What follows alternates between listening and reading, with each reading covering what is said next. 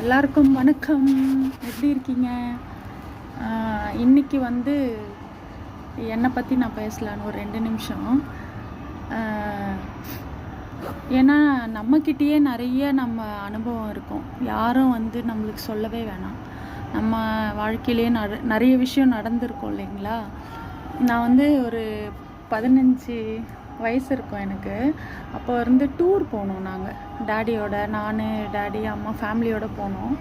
அப்போ வந்து ஒரு முறை வந்து டூர் போயிட்டு, அதாவது வந்து ஒரு பேப்பர் ஒன்று, நியூஸ் பேப்பர் டெய்லி வாங்குகிற பழக்கம் டேடிக்கு. அதில் வந்து ஒரு புக்கு கொடுப்பாங்க, சின்ன புக்கு ஒன்று. அதில் வந்து ஒரு தொடர்கதை வரும்.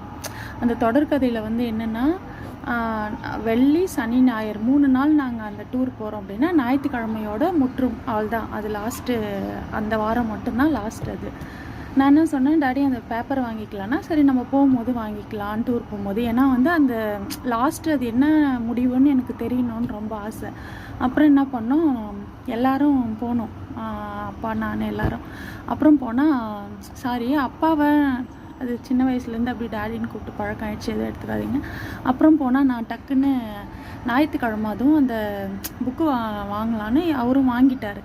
வாங்கின உடனே என்ன பண்ணாங்க, அந்த பஸ்ஸில் இருக்கிறவங்க, இந்த டூர் பஸ் மாதிரி போனோம், அதில் இருக்கிறவங்க பெரிய அங்கிள்ஸ் எல்லாம், ஆன்ட்டி எல்லாம் வாங்கிக்கினாங்க அந்த புக்கை.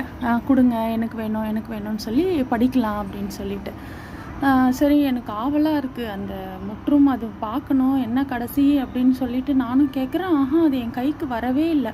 ஒருத்தர் மாற்றி அதை எடுத்துகிட்டு போயினே இருக்காங்க. எனக்கு ரொம்ப கஷ்டமாக போச்சு. ஐயோ என்னடா இது அப்படின்னு சொல்லி. அப்புறம் என்னாச்சுன்னா, ஒரு அங்கிள் வந்து அந்த பேப்பரை கிழித்து பஸ்ஸு நிற்கிற இடத்துல போண்டா ஒன்று வாங்கி கையில் வச்சு அந்த போண்டாவை அந்த பேப்பரில் வச்சு சாப்பிட்டுன்னு இருக்கார். அந்த முற்றும் அந்த இது கடகடன்னு பஸ்ஸை விட்டு இறங்கி போயிட்டு அவர்கிட்ட, அங்கிள் எனக்கு அந்த பேப்பர் கொடுங்கன்னு சொல்லி வாங்கி அந்த எண்ணெயோட அந்த முற்றுமை நான் வந்து படித்து முடித்தேன்.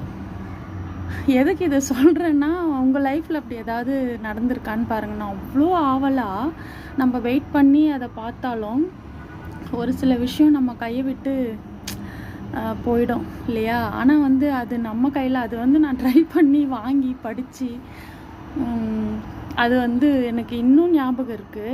அது மாதிரி உங்கள் லைஃப்பில் ஏதாவது இந்த மாதிரி அப்படியே த்ரில்லிங்காக நடந்துச்சா அப்படின்னு சொல்லி. அதை போயிட்டு அதை கிழிச்சு போட்டுருவாரான்னு அவர்கிட்ட அந்த போண்டா சாப்பிட்ற வரையும் பயம். அவங்கக்கிட்ட நின்று, அங்கிள் அதை கொடுங்க அங்கிள்னு கேட்டு அந்த லாஸ்ட் பேஜை படித்து முடிக்கிற வரையும் எனக்கு தூக்கமே ரொம்ப அப்படியே படபடபடான்னு அடிச்சுக்கிச்சு. அந்த மாதிரி ஏதாவது உங்கள் லைஃப்பில் நடந்திருந்தால் எனக்கு வந்து கமெண்ட்டில் சொல்லுங்கள். நன்றி.